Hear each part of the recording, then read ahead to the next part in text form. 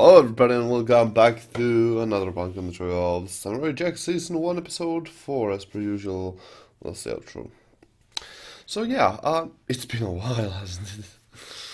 It'll be really interesting to see where this is going. I've been informed quite a bit about it, but if it's gonna start taking a more episodic format, that's not gonna be bad, because a lot of my favorite shows are very much on an episodic format, so it can easily be really good. And even if it only has some minor structural formats, if it just has recurring characters and it has good plot and good action directing, yeah, I'm rather hopeful for the future. But without further ado, let's just get on with the show properly. It's just gonna start with this every time, huh? Okay. That's not bad. Like, an opening is rather necessary, so it's not even that bad to have a recurring opening like this. I wouldn't necessarily use your katana for... Oh, nice to hit him. I wouldn't necessarily use your katana to cut the vines because it'll slowly get... Actually, no magic, whatever. Grab it from the snout. Well, actually, okay, I'm gonna pause in the middle of this because I kind of want to notice that actually establishes quite a bit from the fact that Jack is hunting his own food, considering that he's outlaw. He's an outlaw, very much. Even though that is kind of messed up, he's definitely going to be forced to find his own food and shelter. So that actually it's a minor thing, but it does mean quite a bit. Like, even though he is rather friendly and polite, it is unlikely that he will be receiving housing from anywhere. Maybe with some allies eventually down the road, but certainly not in the beginning. It's just a nice little detail. That's actually possibly even worse for you. You should perhaps go on your back, but whatever. No, actually, going on your back is also bad. Or, you know, just climb on top of it. That's definitely the best option. That's adept. And you just saved it. Oh my.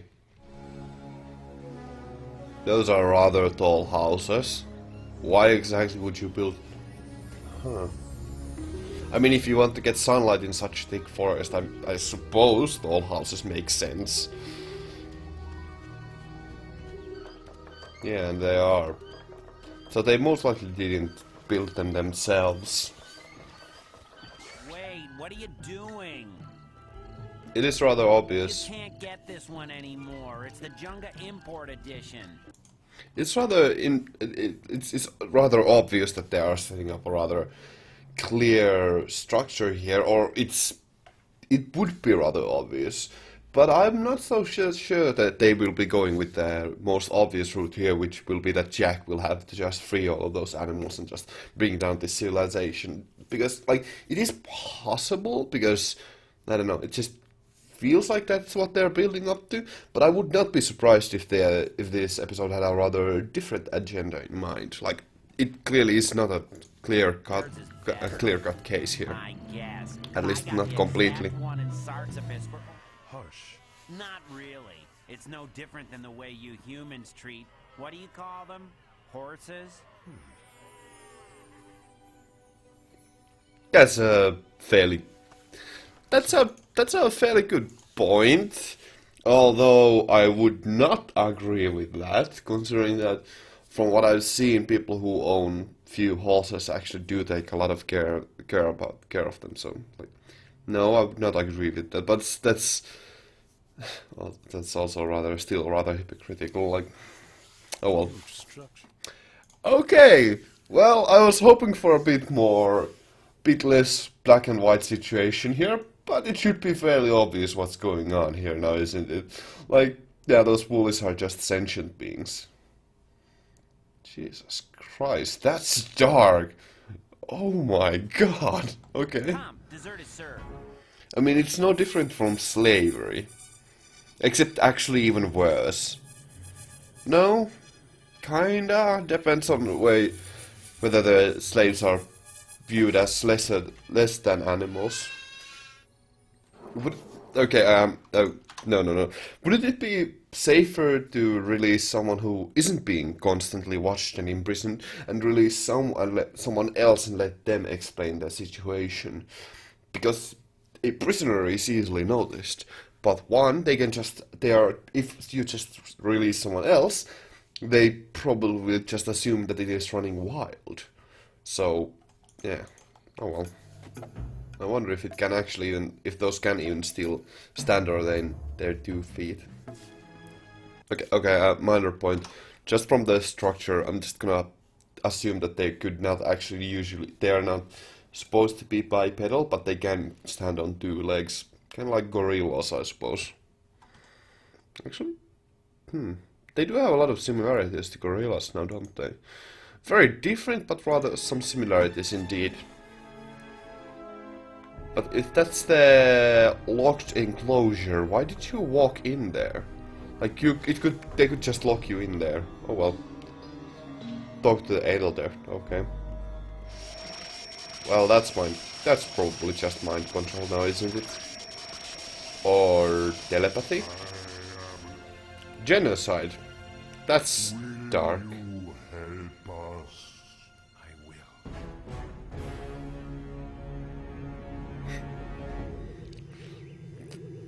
No, that sounds awfully cheesy, but I do just like that. That's still pretty nice.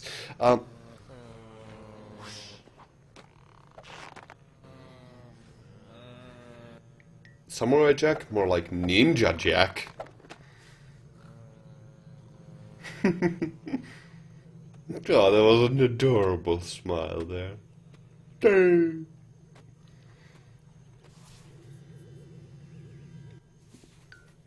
Aren't those spikes, they're just... Yeah, I was gonna say that, aren't they just too big to stop anything? Hey, wait a minute, you're just running up to... Okay. A trick.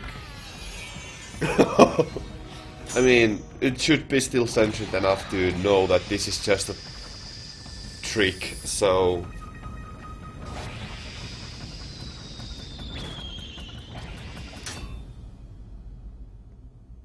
What?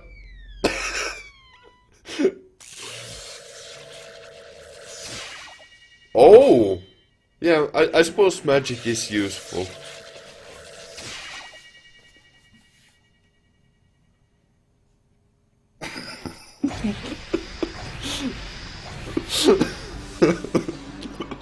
Oh, that was awesome.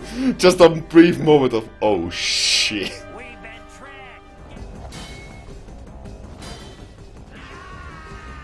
You know, from a different perspective, We have to destroy the orb. from a different perspective, this could seem rather horrifying. It would be just, it could be taken as a ruthless barbarian freeing a race of ginormous beasts and trampling on some little people. I mean, I know that's not the case, but taken from a different perspective, it could be interpreted as such.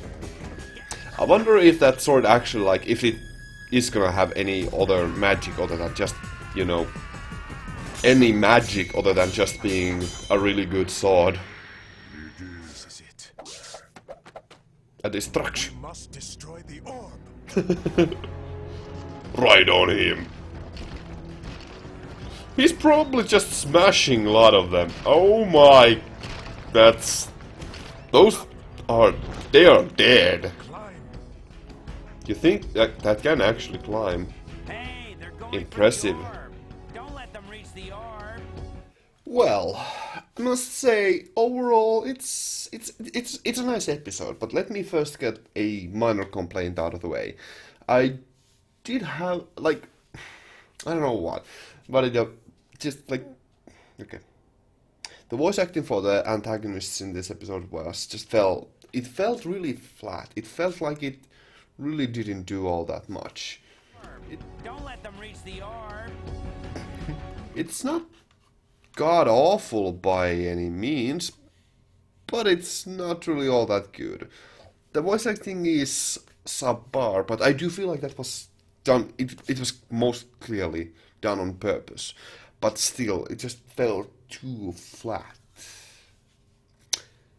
But it didn't distract me all that much because it was done clearly on purpose, and that's nice way. It's like voice acting doing it on that way. It's good way to dehumanize the antagonists. I mean, I suppose I've kind of grown accustomed to more shades of gray rather than such a clear black and white scenario in here. But I do like that they're like it was rather easily establishable from the, or visible from the very beginning that the woolies were a good, well, they were not necessarily peaceful as we saw. They can be quite brutal, but they were they were an enslaved race, a good people in such a way. Even though it's rather black and white to talk about it, the show is black and white. That's not bad. I don't necessarily mind black and white shows. It's sometimes it is good to have a very obvious scenario of a good guy and a bad guy, and this most certainly had a very obvious case of good guys and the bad guys. And that's not, I don't mind that at all. It's good to have obvious scenarios of this, and this also does show the villains' ruthlessness, shall we say, the clear enslavement and mental deterioration, conscience deterioration from his technology, and just mental enslavement, in just general brainwashing. It's rather horrific to think about, and just in general, that kind of topic is, yeah, not suitable for children, I would say, but it is a nice little plot line there. Now, I've noted one interesting thing about the show, and that is that it's very muted, it's very held back and restrained. But I suppose that is so that it tries to go. This is a rather interesting scenario compared to normal shows or other shows, where they try to have a bit more energy and action and everything in there. But it is obvious if you held back a lot more, when you even increase it slightly, the energy level of the scenes, they become far more energetic. Now, just in general, it feels like the show doesn't reach quite as high energy situations than basically any other show I've seen, but it... Well, no, that's not completely true. Let's not go there. Like, it had a lot of good high energy mode scenes. But the differences between the very held back, muted, establishing scenes and their very low energetic tone with the climax of the episodes, it just creates a very huge difference, and far easily creates a far bigger difference than in other shows where the general energy level is far higher.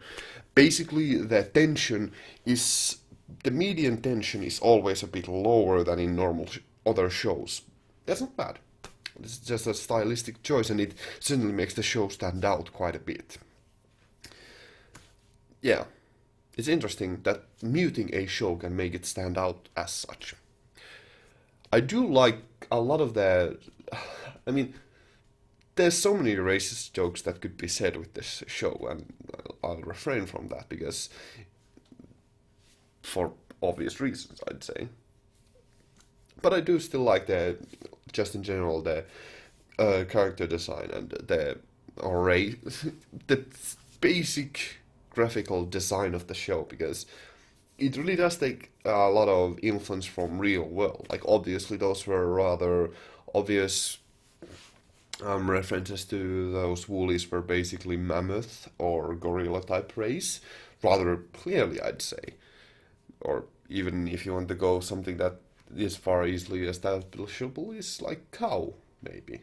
But a bit more, I would say, mammoth. And the other race, that I can't remember their name. It was mentioned, but I just didn't take it to head. Remember it. So, they were rather easily, well, comparable to monkeys. Rather easily noticeable as well. Oh well. I mean, it is also pretty nice to establish that they were also... I don't know what it is, but there was a minor detail with the woolies' previous culture that really stuck out to me as a rather interesting motive, and that was that they were very low technology.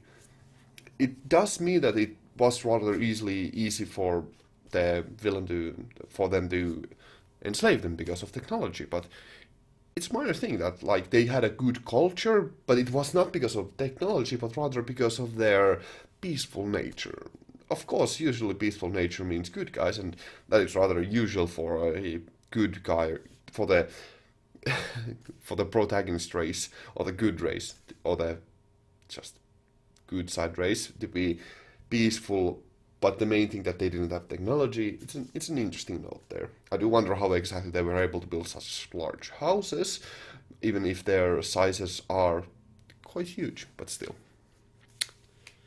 I, I do like the episode. It does have like I do mind like this.